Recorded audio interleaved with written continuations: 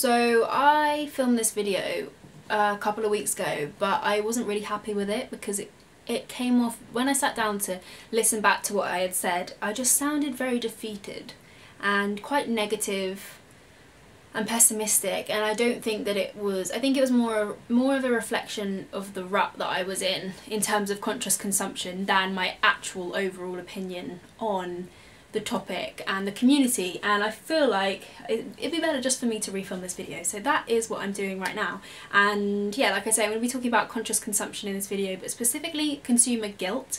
And I've mentioned on my channel before whether you guys would be interested in hearing my thoughts on consumer guilt, and a lot of people have been very interested in not necessarily what I have to say, but just, you know, just in the topic in general. So yeah, I hope that this lives up to your every hope and dream.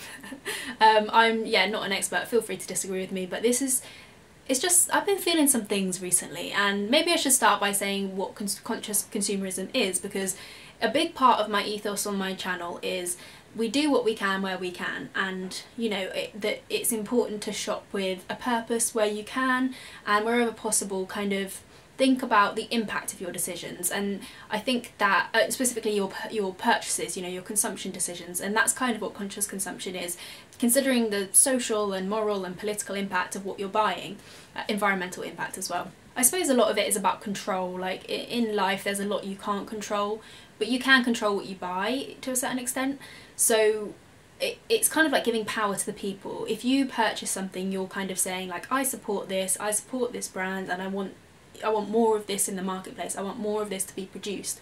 So that's the idea behind it, and it is so complex. Can I just preface this video with the fact that consumer behaviour, like I did any module I could choose at uni to do with consumer behaviour, marketing, you know, responsible marketing, sustainable marketing, and they are slightly different things. Like there's loads of different terminologies underneath conscious consumption. It's not just, yeah, there's loads of different like subcategories, but they're kind of intertwined, interlinked. There's ethical consumption, sustainable consumption, eco-consumption, but it's all much for muchness really. But yeah, it's so complex, and I do find it so interesting. The psychology behind consumer behaviour is so interesting, because what we buy is intertwined with our emotions, our morals. It's crazy how much it has to do with identity, and that's why it is so complicated, and it's a bit of a minefield. So that's what conscious consumption is. But talking about guilt, guilt is an interesting one, because guilt is actually a form of self-punishment. So it's when you go against your morals, or you do something that's like below your ethical standards, your internal ethical standards, you will feel guilty.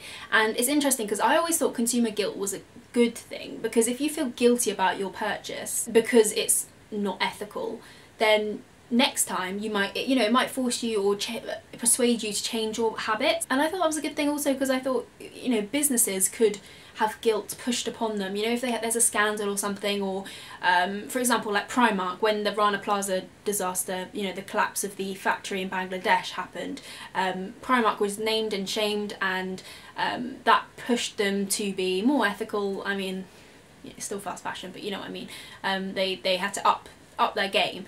But it's interesting because a company can't feel guilt. This is something I've realised. A company can't feel guilt, only a person can feel guilt. A company can be shamed.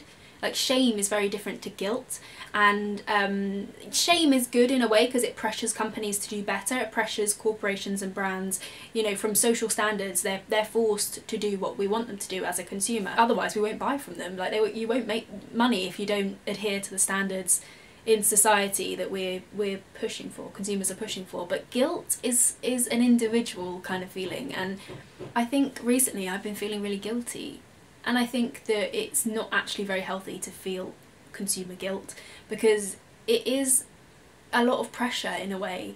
And I'm not making myself out to sound like a martyr here. Like, I'm not the perfect consumer by any means. You know, I try to do what I can where I can, and I still feel guilty, because there's always, especially when you put yourself out online, this is more of an individual thing, but if you're part of the conscious consumption community, you'll know that as soon as you say online that you're going to try and do better and be a bit more eco-friendly and be more ethical, people hold you to a very high standard, and they think that everything you're going to do from that point on is going to be completely plastic free, completely ethical by every single standard of being ethical. And I just don't think the completely angelic ethical consumer actually exists.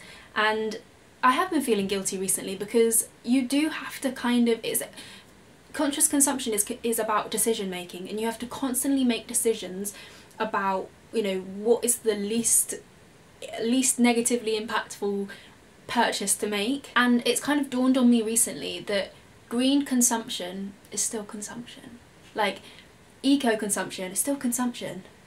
Cruelty-free and vegan consumption, still consumption. Like, it's probably the lesser of two evils, but it doesn't make it ethical, completely ethical. And there is guilt that comes with that, and I've kind of come to the conclusion that it's not healthy to think about the negative sides of what you're doing. I think it's more healthy. I was actually, you know what, I was kind of prompted to do this video by a book that I'm reading. I've been reading this book by Sarah Corbett called How to Be a Craftivist, and it's about the art of gentle protest. There are many different ways of activism, obviously, and I do admire people who can go sort of stand on the streets or stand outside slaughterhouses and protest. I do admire that, but it's not the only form of activism. Like, there is online activism, there's gentle activism, or there's craftivism, and the idea behind being a craftivist is channeling your passion and your activism into crafting something, and you know, your anger at injustices, instead of feeling hopeless and helpless, channeling that into a craft and expressing that creatively. And I think it's such a cool way to, I mean, she sits down with corporate big shots who have a lot of power, and she'll hand them over a hand embroidered handkerchief or something, and they're kind of taken aback at first, thinking like, this is not what we were expecting, like this is not the kind of activism we're used to, because it is a very subtle activism. And then once she's given them something, they're probably more likely to listen to her. But a huge part of her ethos is to focus on what you can do and not what you can't do. So whereas feeling consumer guilt, it comes from feeling like what you're doing is not enough, and it's like, okay, fair enough, but what can you do? Like, channel your energy into what you can do. Focus your energy on what you can do to make a difference, and it will. You've got to take care of yourself. Like, that is something that I've realised, because when you're trying to be a conscious consumer, it can take a toll on your mental health, and it's not something I've really ever thought about before. But when you're constantly analysing your purchase decisions, your consumption, it's actually quite exhausting. Like, I know it sounds like, ooh, Captain Obvious, but it is effort. It's not too much effort, don't get me wrong, I'm not trying to put anyone off being, you know, shopping cruelty free or shopping vegan, but it is more effort than just going into a supermarket and, you know, putting whatever in your basket and then walking out. You have to think about it a little bit, and sometimes that mental effort, sometimes you just want to be kind of just, I don't know, I feel guilty for even saying it, but like, for example, I've been feeling guilty about not wanting to be asked about veganism, and this is in person kind of chat. I just feel like, because it is a huge part of my identity, people do talk about it with me a lot, and like, I appreciate that so much. I'm not trying to be rude here, and also like, the only way you're going to get the vegan message across in a gentle way is by talking it out. But when it's like a family occasion and you just want to sit down and eat your food, and you just don't want to talk, you love veganism and it's a passion of yours, but you don't want to sit down and talk about it.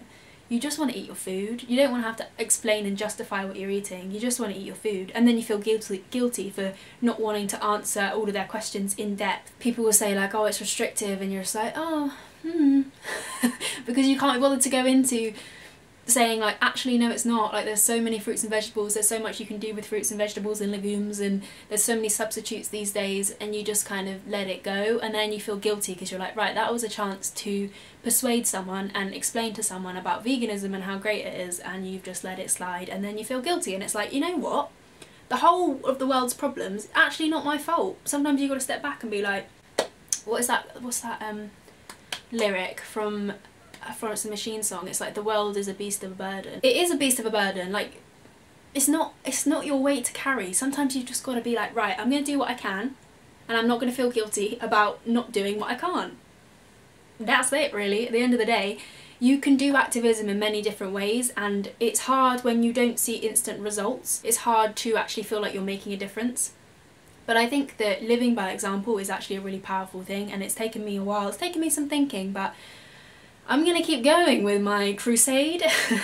Again, not making myself out to sound like a martyr, but I feel like it is easy to feel discouraged when you feel consumer guilt, but I just think, like, just power on. And even when it comes to like nasty comments, for example, I'll give you an example of what I'm talking about. So someone I follow on Instagram, she's really sweet, I'm not going to name her because, you know, there's no drama, no tea, but she put up a picture of a cruelty-free bleach that she's been using. Cruelty-free and more eco-friendly bleach. I don't know how it was more eco-friendly, but it was like an eco range. And then somebody commented, she was saying like, oh, I found this, like testing it out, it smells a bit weird, but it's better for the environment. And then someone commented saying like, oh, it's still packaged in plastic. Like, how are you saying it's better for the environment? It's still packaged in plastic. Like, people are just, comments like that, you think, what are you actually trying to achieve? What, like, if you dissect those kind of comments, all they're trying to achieve is they're trying to make that person feel guilty. You're trying to make the person who's made the post, you're trying to make them feel guilty. You're not trying to help them. You're not offering a solution. You're not offering a suggestion. You're not giving constructive criticism. You're just trying to make someone feel bad about themselves. And that's just, like, I just don't get it. Like, and I get comments as well, like people will say like, oh, I thought you're supposed to be ethical and you've purchased like carrots with some plastic on them, and it's like, yes, I did. I don't feel good about it, but I did. And like even the other day when I was doing what I eat in a day, and I was going to show you how I was making something, but because I bought this reduced package of winter veg and it was like 20p or something, and I believe in reducing food waste wherever you can, but I didn't want to post about it. I didn't want to show you guys in that video that because it had plastic wrapped around it. And it's just, I just think you get a bit of a warped sense of reality when those kind of things are omitted, or when you're not honest. You get a warped sense of reality thinking, oh, we're doing really well. You get in this little bubble like, oh yeah, we are all more eco-friendly, but there's still plastic being purchased. Like, nobody's perfect. Nobody's perfect. And I feel like on social media there's such a pressure to be like the perfect consumer in the conscious consumer community that people just get nasty. Not everyone, listen, the vast majority of the conscious consumer, like the cruelty-free community, vegan community, so nice, could not be nicer.